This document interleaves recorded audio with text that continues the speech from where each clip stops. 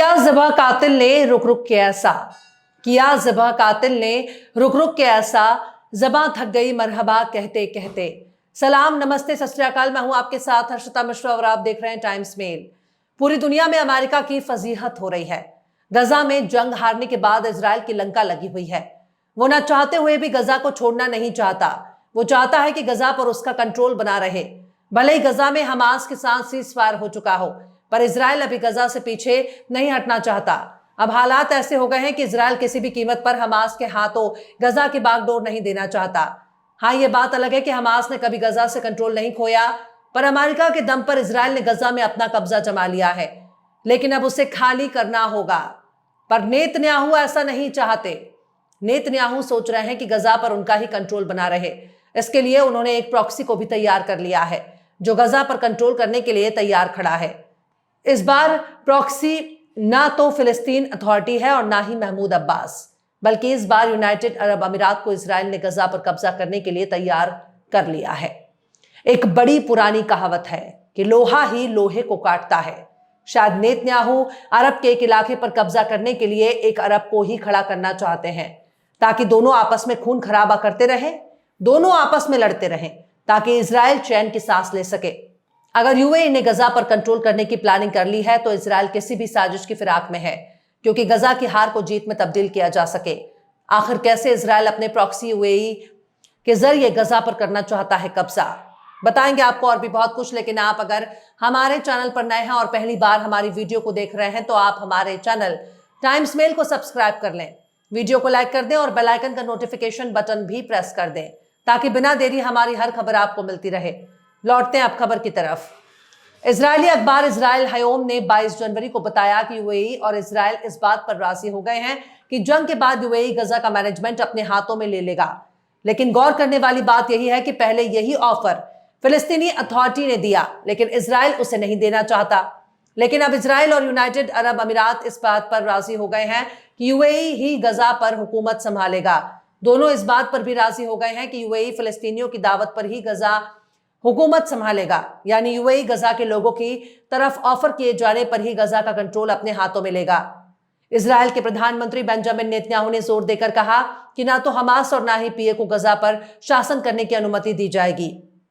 23 जनवरी को एक्सियोस ने बताया कि प्राइवेट सिक्योरिटी ठेकेदारों का यूनियन आने वाले दिनों में नेटजारिम कॉरिडोर में इजरायली सैन्य चौकी शुरू करेगा, जो गजा को 2 हिस्सों उत्तर और दक्षिण में बांटता है।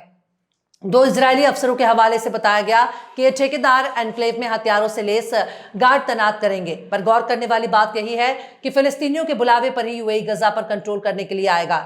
क्या इस मामले में गजा के भीतर वोटिंग कराई जाएगी, या फिर इजराइल किसी को भी खड़ा कर उसे फिलिस्तीनी बता देगा और उसी के जरिए गजा पर कंट्रोल करने के लिए यूएई को बुलावा भेजेगा? ऐसे बहुत तरह के सवाल हैं जिसके जवाब की तलाश हो रही है।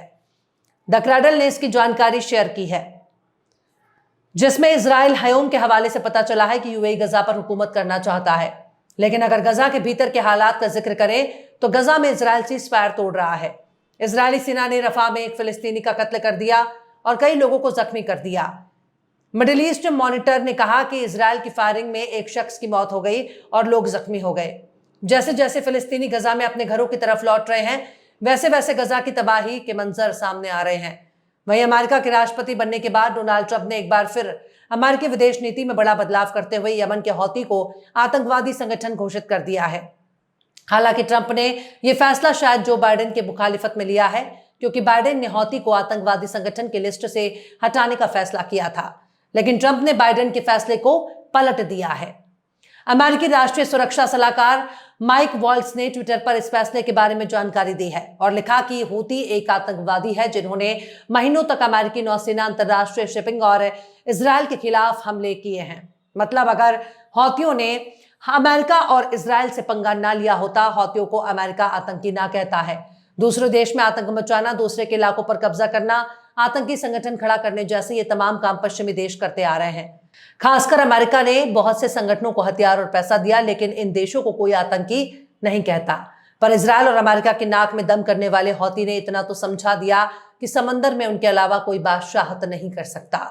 वहीं गजा में हेल्थ मिनिस्ट्री के एक अफसर ने बताया है कि अक्टूबर 2023 से गजा पर इजरायली जंग की वजह से तकरीबन 38,000 से ज्यादा फिलिस्तीनी बच्चे अनाथ हो गए।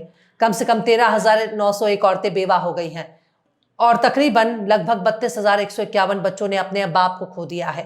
4,417 ने अपनी माताएं खो दी और 1,918 बच्चों ने अपने माँ बाप दोनों खो दिए।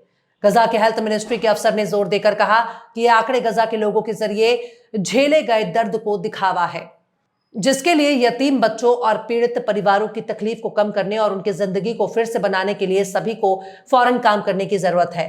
हालांकि गजा के एजुकेशन मिनिस्ट्री का कहना है कि इस जंग में 15,000 से ज्यादा स्कूली बच्चे मारे गए या लापता हो गए। यह भी खुलासा किया गया है कि गजा के 95% स्कूलों और शैक्षणिक सुविधाओं को सीधे तौर पर निशाना बनाया गया, जिनमें से 85% आंशिक रूप से या पूरी तरह से तबाह हो गए। रिपोर्ट में यह भी कहा गया कि 800 से ज्यादा शिक्षाकर्मी मारे गए हैं या लापता हो गए हैं, जबकि 50,000 छात्र घायल हुए हैं। इसके अलावा 140 से ज्यादा एजुकेशनल बिल्डिंग तबाह हो गई हैं। मंत्रालय ने कहा कि इजरायली हमलों की वजह से शिक्षा क्षेत्र को $3 अरब से ज्यादा का नुकसान हुआ है। वहीं गजा के स्वास्थ्य मंत्रालय ने अस्पतालों में 122 लाशें पहुंचाने की जानकारी दी है, जिनमें 120 लोगों को पिछले 24 घंटे में मलबे के नीचे से निकाला गया। इसके अलावा 306 जख्मी शामिल हैं। मंत्रालय ने यह भी तस्दीक दी है कि कई पीड़ित मलबे के नीचे और सड़कों पर फंसे हुए हैं, जिससे एम्बुलेंस और नागरिक सुरक्षा टीमों के लिए उन तक पहुंचना मुश्किल हो रहा है। खैर, गजा की जिंदगी बहुत मुश्किल है। सहायक ट्रक पहुंच रहे हैं, पर जिन इमारतों में कभी रौनक हुआ करती थी वो अब बुरी तरह से तबाह हो चुके हैं। ना स्कूल बचे हैं, ना हॉस्पिटल, सब कुछ इजराइल ने तबाह कर दिया है। फिलिस्तीनियों को 70 साल से इजराइल ऐसे ही परेशान कर रहा है, पर जिस तरह की हरकतें इजराइल कर रहा है उसे देखकर यही लगता है कि ये सीज़फायर ज्यादा दिनों तक टिकने की उम्मीद नहीं है। बहरहाल, चलते चलते आखिर में मुसफ़ी गुलाम हमदानी ने भी क्या खूब फरमाया है, कातिल तेरी गली भी बदायूं से कम नहीं, कातिल तेरी गली भी बदायूं से कम नहीं, जिसके कदम कदम पे मज़ार शहीद है। फिलहाल इस खबर में बस इतना ही। इस खबर को आप हमारे साथी शम्स तबरेज़ की कलम से सुन रहे थे। आपको कैसा लगा कमेंट बॉक्स में जरूर बताइए। वीडियो पसंद आए तो लाइक करें। हमारे यूट्यूब के वीडियो लिंक को फेसबुक, ट्विटर, व्हाट्सएप पर अपने रिश्तेदार, यार, दोस्तों को भी शेयर करें और बेबाक, निष्पक्ष, स्वतंत्र पत्रकारिता को सपोर्ट करने के लिए आप हमारे चैनल टाइम्स मेल को जरूर से सब्सक्राइब करें और हाँ, बेल आइकन की घंटी वाली बटन भी आप जरूर से दबा दें ताकि आपको हमारे आने वाले नए वीडियो की नोटिफिकेशन फौरन ही मिल जाए। फिर मिलते हैं किसी और वीडियो में एक नई खबर के साथ। हर्षिता मिश्रा को दीजिए इजाजत। जय हिंद। तो देख लिया आपने हमारे इस वीडियो को। हमें उम्मीद है कि आपने हमारे वीडियो को लाइक किया होगा और दूसरों को भी शेयर किया होगा। अगर अभी तक आपने हमारे चैनल टाइम्स मेल को सब्सक्राइब नहीं किया है तो जल्दी से सब्सक्राइब कर दें और बेल आइकन भी प्रेस कर दें।